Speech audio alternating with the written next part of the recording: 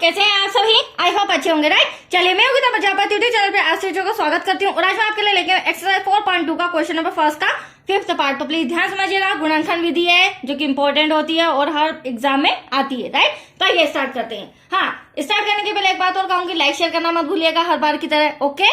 देखिए क्या कहना है इस क्वेश्चन में, गुणनखंड विधि से निम्न द्विघात समीकरणों के मूल ज्ञात कीजिए। तो हमें द्विघात समीकरण दिया गया है, इसके हमें मूल ज्ञात करना है और मेथड दी गई है गुणनखंड विधि। तो गुणनखंड विधि क्या होती है? गुणनखंड का मतलब होता है बच्चों खंडित करना किसी भी संख्या को।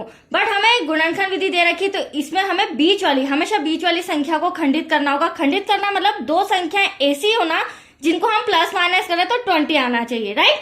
तो अब यहाँ पर मैं आपसे ही क्वेश्चन करती हूँ, हमें दे रखा है 100x² minus 20x plus 1 equal to 0। अब हमें बीच वाली संख्या को खंडित करना है, तो आप ऐसी दो संख्याएं बताइए मुझे जिनको मैं प्लस करूं तो 20 आना चाहिए या माइनस करूं तो भी आपका आंसर आना चाहिए, राइट। तो आप एग्जैक्टली फटाफट नहीं दे पाएंगे। तो दूसरी शॉर्ट ट्रिक भी है मेरे पास। दूसरी शॉर्ट ट्रिक ये है कि ये फर्स्ट और 100 का हम मल्टीप्लाई करेंगे और 100 का फटाफट एलसीएम लेकर जो फैक्टर्स निकलेंगे उसके थ्रू अभी आपके सामने आंसर आ जाएगा कि वो दो संख्याएं कौन सी है जिसे हम प्लस या माइनस करें तो 20 आना चाहिए।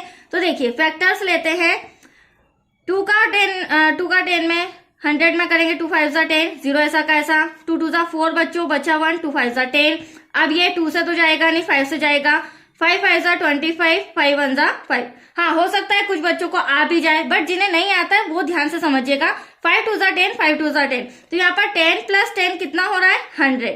सॉरी, 10 का 10 में मल्टीप्लाई करें तो 100 हो रहा है। अगर मैं यहाँ मल्टीप्लाई का साइन लगा तो 100 भी आ रहा है। और 10 में 10 को जब हम ऐड करें तो हमें जो 20 चाहिए वो भी हमें नजर आ रहा है। तो आया आपको समझ में वो दो संख्याएं कौन सी है? 10 और 10। तो देखिए अब हम क्या करेंगे, फर्स्ट स्टेप में हमें वो दो गुणनखंड मतलब फैक्टर्स पता चल गए। फर्स्ट स्टेप में हम ब्रैकेट लगाएंगे। एक्स वाली संख्या है तो 10x plus 10x bracket close plus का 1 इक्वल टू में 0। यहाँ पर इस तरह से हम रफ कार्य कर देते हैं, ठीक है। अगले स्टेप में हम ब्रैकेट हटाएंगे, तो ध्यान से समझिएगा बच्चों, ब्रैकेट के बाद माइनस का साइन तो ब्रैकेट के अंदर का साइन क्या हो जाएगा? चेंज हो जाएगा। तो आप देख सकते हैं प्लस का माइनस प्लस 1 इक्वल टू 0। अब ये हमारा फर्स्ट टर्म, ये हमारा सेकेंड टर्म। अब हम क्या करेंगे, यहां से कॉमन लेंगे, ठीक है, ठीक। और दूसरी कंडीशन में यहां से कॉमन लेंगे। तो यहां से जब हम कॉमन लेंगे तो हमेशा ध्यान रखिएगा छोटी संख्या पहले कॉमन आती है और साथ में x² भी है। तो x तो मैं कॉमन ले ही रही हूँ, साथ में छोटी संख्या आप 10 देख रहे हैं। आप 10 में क्या मल्टीप्लाई करें? 100 आ जाए। तो अभी मैंने 10 में 10 का मल्टीप्लाई किया था। x में x का मल्टीप्लाई करेंगे तो x²। कहने का मतलब यह है कॉमन इस तरह से आपको निकालना है कि हम रिवाइज मल्टीप्लाई करें तो ऊपर की संख्या आनी चाहिए। अब यहाँ से 10x आप देख सकते हैं पूरा बाहर आ गया, तो इस प्लेस पे क्या बचा बच्चों? 1। तो 10x का 1 में करेंगे 10x। अब दूसरी स्टेप में देखिए, यहां से यहां तक x y z कभी भी कॉमन नहीं आता है। सेकेंड कंडीशन में संख्या आती है, डिजिट आती है, वो भी छोटी। तो आप देख रहे हैं यहाँ पर 1 छोटा नजर आ रहा है, सबसे छोटा, तो 1 कॉमन ले लेंगे। तो देखो 10x ऐसा का ऐसा, 10x का 1 में करेंगे तो 10x 1 जा 10x।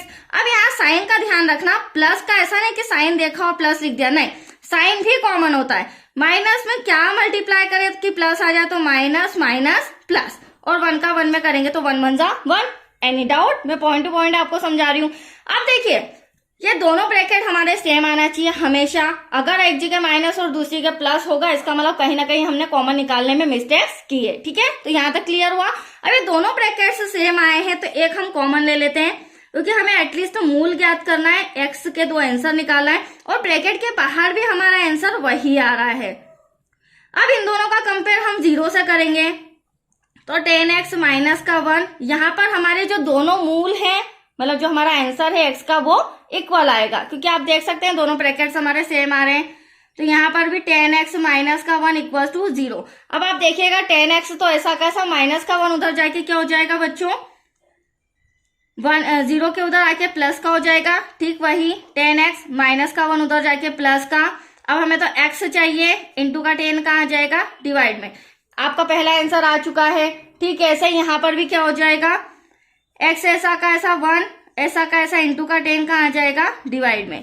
तो दैट्स योर आंसर। ये दो मूल हमारे आ चुके हैं और बहुत ही सिंपल सा सम था और इजी ट्रिक से कराया है मैंने, ओके। तो चलिए नेक्स्ट वीडियो मिलेगा क्वेश्चन सेकंड। ओके बच्चों, थैंक यू।